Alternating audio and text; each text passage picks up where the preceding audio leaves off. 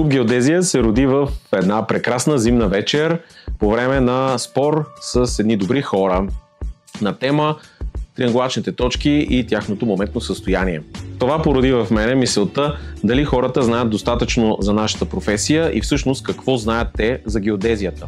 В тази връзка реших да направя проучване сред студентите в УАСГ, дали бих се включили в една инициатива на тема запознаване на обществеността с геодезическата професия, която обаче в последствие прерасна към нещо много по-голямо, а именно Клуб Геодезия, който цели освен да разпространява информация за специалността и да подпомогне всички млади специалисти и неспециалисти, занимаващи се с геодезията.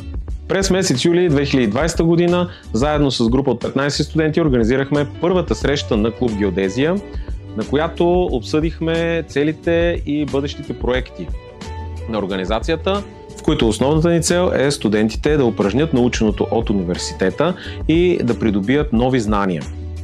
Един от тези проекти е свързан с така наречените работилници, за които ще може да научите повече през следващият месец.